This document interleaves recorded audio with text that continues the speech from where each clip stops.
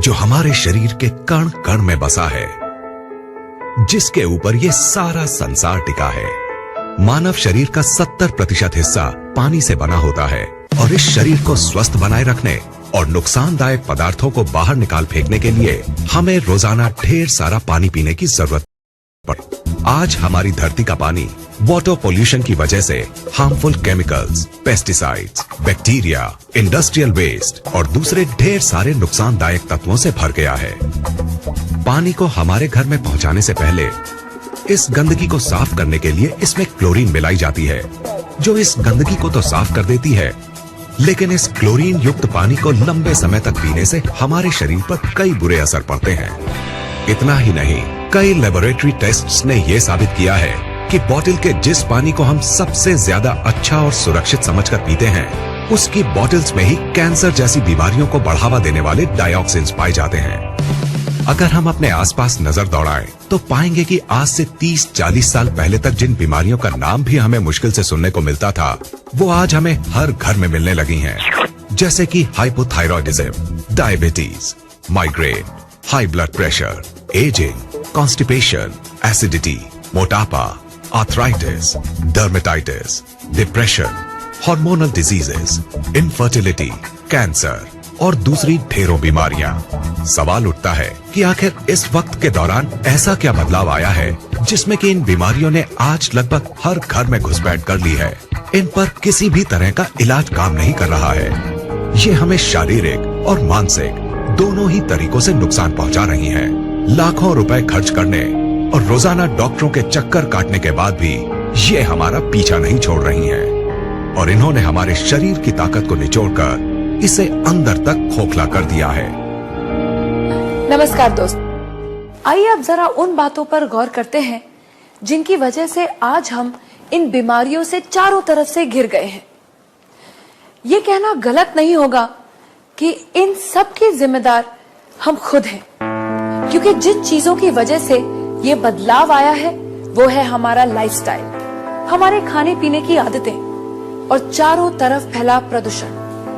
लेकिन जिस चीज ने इस बदलाव में सबसे बड़ी भूमिका निभाई है वो है हमारा पीने का पानी। ये बात चौंकाने वाली है, क्योंकि हमें आज तक यही समझाया गया है कि अपने पीने के पानी को बॉइलिंग, फिल्ट्रेशन या किसी और तरीके से साफ करने के बाद हमारा पानी एकदम साफ और सुरक्षित बन जाता है।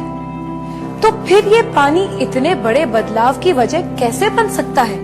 पीने के पानी की क्वालिटी को नापने के दो खास पैरामीटर्स होते हैं, ऑक्सीडेशन रिडक्शन पोटेंशियल यानी ORP और पोटेंशियल हाइड्रोजन यानी pH।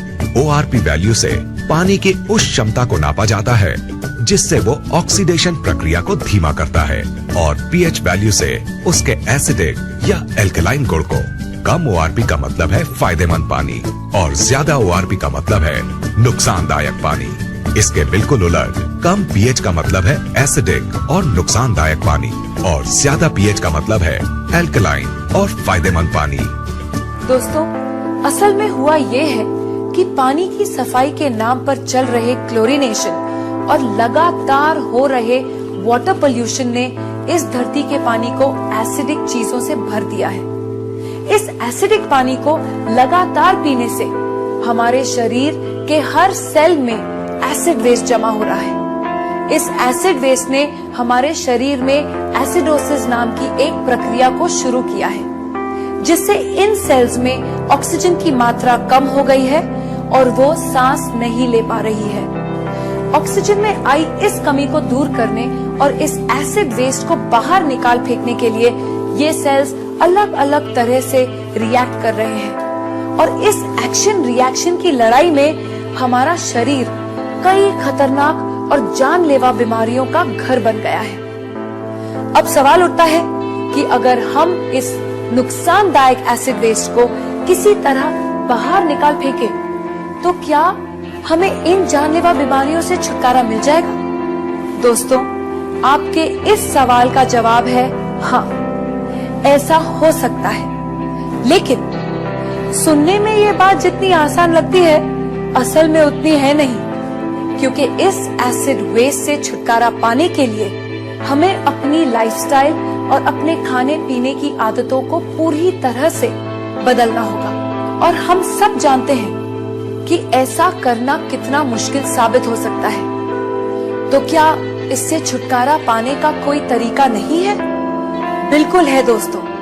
एक चीज है जिसके इस्तेमाल से हम इस एसिड वेस्ट से छुटकारा पा सकते हैं, और वो चीज है हमारा पीने का पानी। अगर हम 8 से 10 pH वाले अल्कलाइन और ऑक्सीजन से भरपूर पानी को पीना शुरू कर दें, तो हम इस एसिड वेस्ट को निकालकर बाहर फेंक देंगे और हमारे शरीर में कोई भी बीमारी पनप नहीं पाएगी। दोस्तों, इस बात को महान वैज्ञानिक डॉक्टर ऑटो हेनरिक वॉरबर्ग ने साबित किया है, और उनके इसी काम के लिए उन्हें नोबेल पुरस्कार से सम्मानित किया गया है। उनके कहे स्वर्ण अक्षरों के मुताबिक, no disease can survive in an alkaline environment, यानी अल्कलाइन शरीर में कोई भी बीमारी पनप नहीं सकती। इन सब बातों को ध्यान में रखते हुए ये बात दावे से कही जा सकती है कि अगर शरीर को स्वस्थ बनाना तो अल्कलाइन पानी ही होगा अपनाना। अब सवाल उठता है कि हमें ये जीवनदायी अल्कलाइन पानी कहाँ मिलेगा? क्या इसके लिए हमें हिमालय की वादियों में जाकर रहना होगा, या फिर ऐसी जगह घर बनाना होगा जहाँ से नदियाँ शुरू होती हैं?